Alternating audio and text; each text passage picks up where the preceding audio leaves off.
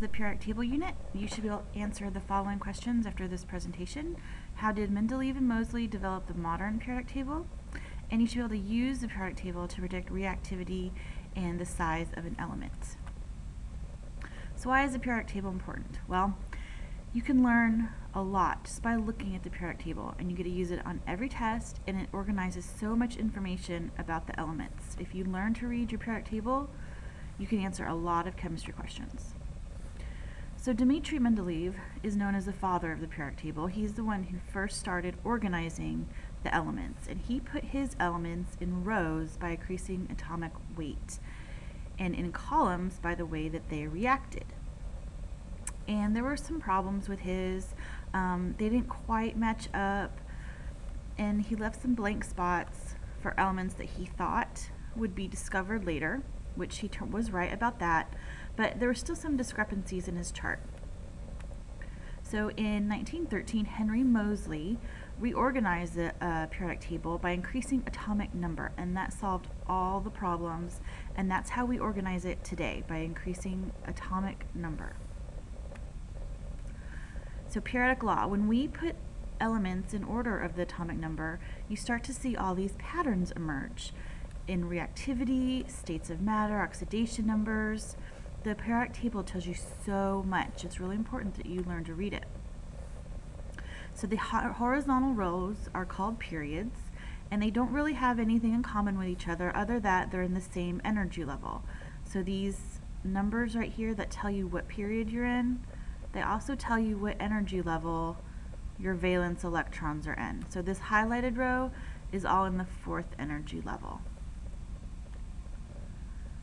Now the vertical columns are called groups or families. I'll call them groups. And they have the same number of valence electrons.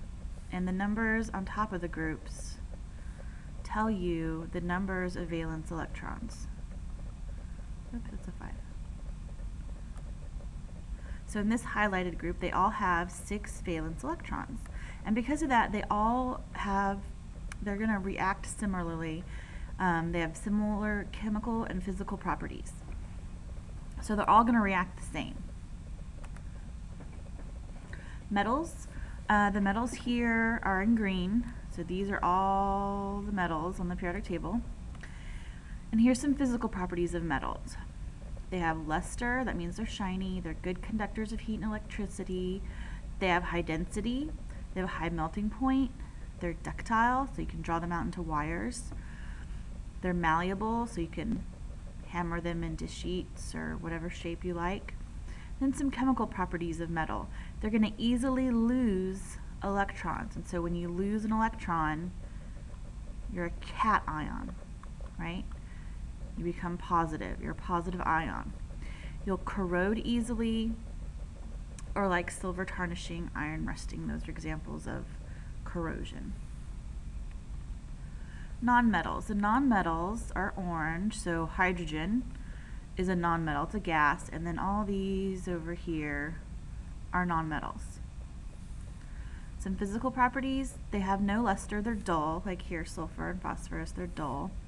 They're poor conductors of heat and electricity. They're brittle, they're not ductile, they're not malleable, they do not have a low density, they have a low melting point.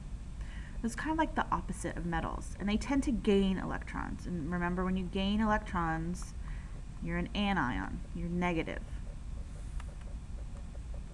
Then you have the metalloids, which are over here in purple. They're on that like stair step, or the zigzag line, and they have properties of both metals and nonmetals.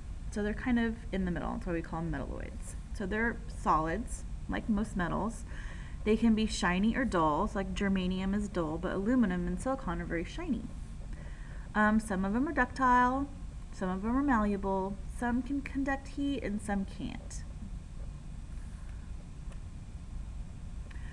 So periodic trends are influenced by 3 factors. The first factor is the energy level, right? And we said that's the period that it's in, is your energy level. And the higher energy levels are, the further away the valence electrons are from the nucleus. And so that predicts how it would behave. charge on the nucleus is your number of protons, so this is your nuclear charge.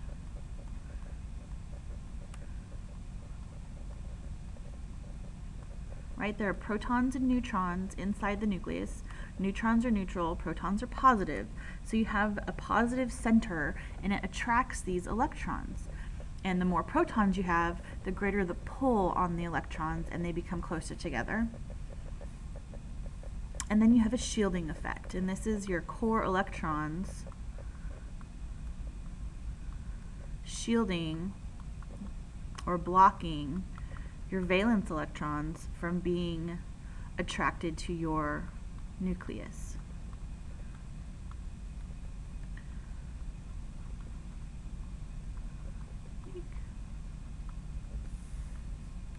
So what does that mean?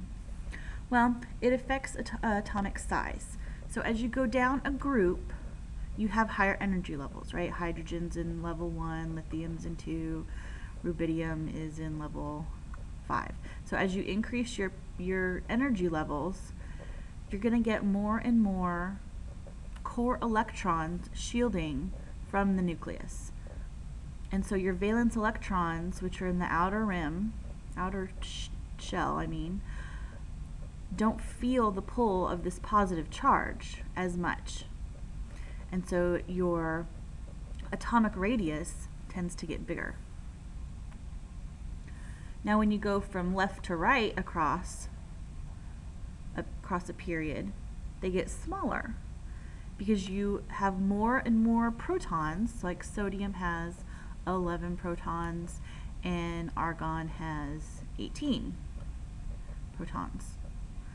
So you get more and more protons to pull in your valence electrons, and it kind of shrinks your atom.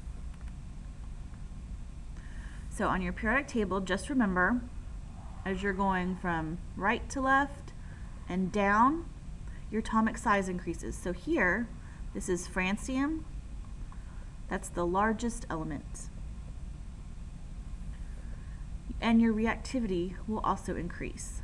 So francium is also the biggest and the most reactive element. And then melting and boiling point kind of goes in the middle. So these here have the highest boiling point and melting point. Okay?